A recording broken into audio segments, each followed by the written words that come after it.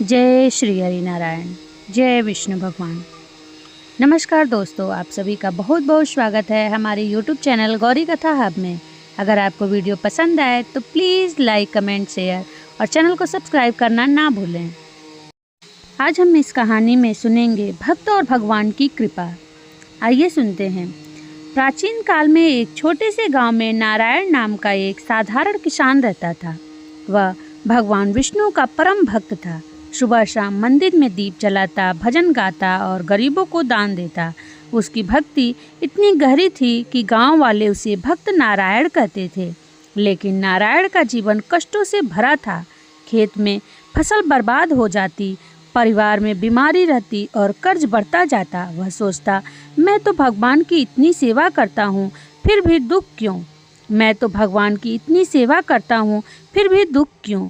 एक दिन नारायण ने मंदिर में बैठकर भगवान से प्रार्थना की, हे प्रभु, मैं दिन रात आपका नाम जपता हूँ, फिर भी मेरे जीवन में सुख क्यों नहीं?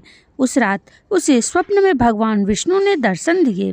भगवान ने मुस्कुराते हुए कहा, नारायण, तुम्हारी भक्ति मुझे प्रिय है, लेकिन तुम्हारे पिछले जन्मों के कुछ भारी कर्म बाकी हैं। तुम्हारी भक्ति के कारण मैं तुम्हारे कर्मों को जल्दी से जल्दी काट रहा हूँ। तुम्हारे कष्ट तुम्हारे कर्मों का हिसाब है। जो दूसरों को कई जन्मों से भुगतना पड़ता है, वह तुम इस जन्म में भोग रहे हो, क्योंकि तुम मेरे करीब हो। नारायण ने पूछा, प्रभु, तो क्या मेरी भक्ति व्यर्थ है?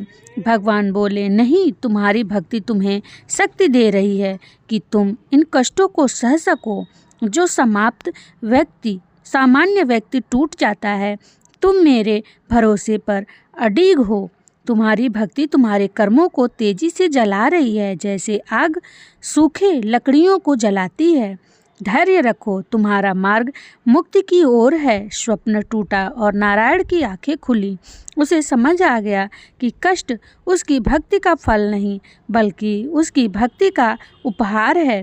उसने और भी निष्ठा से पूजा शुरू की, लेकिन अब वह कष्टों से नहीं डरता था।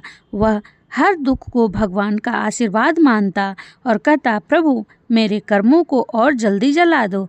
कुछ वर्षों बाद नारायण के जीवन में चमत्कार होने लगा।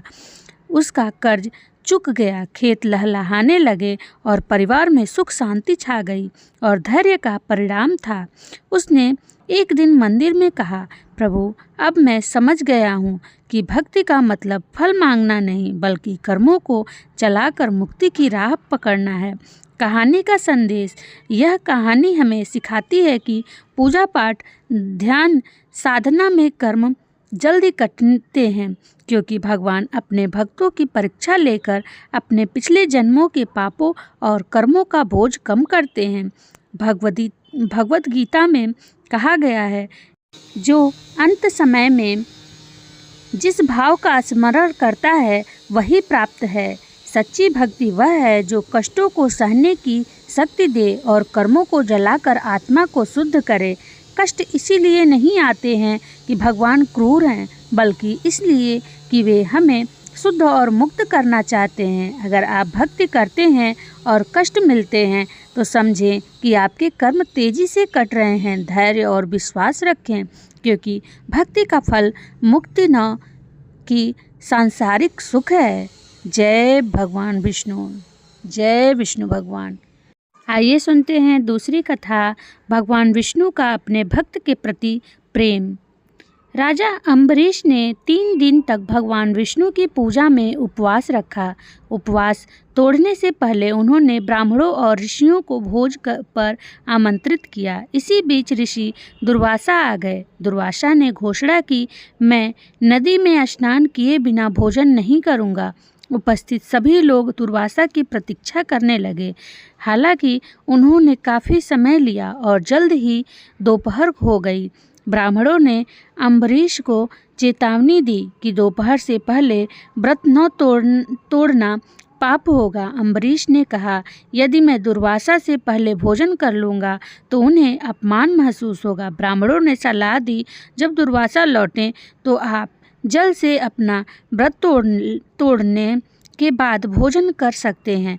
ऐसा करने से आप दुर्वासा को नाराज करने और पाप करने से बचेंगे। अम्बरीश पानी का एक बूंद एक घूंट ही पीने वाले थे कि दुर्वासा वहां आ गए। उन्होंने क्रोधित होकर चिल्लाते हुए कहा, तुम्हारी हिम्मत कैसे हुई मेरे बिना व्रत तोड़ने की?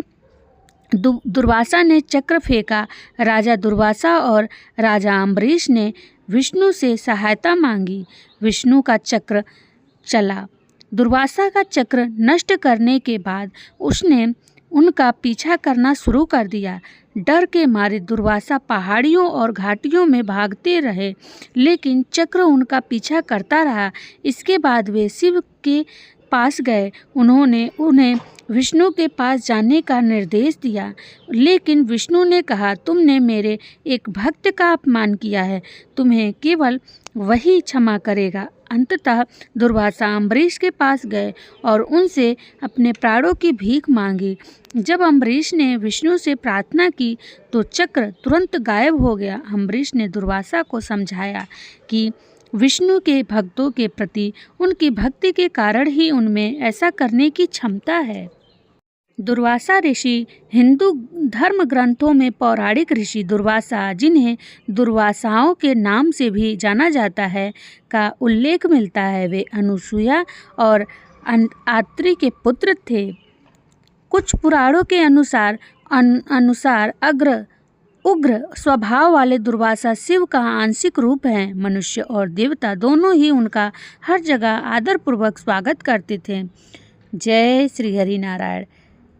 ऐसी ही वीडियो और कथा सुनते रहने के लिए चैनल को सब्सक्राइब करना ना भूलें। जय श्री हरि नारायण।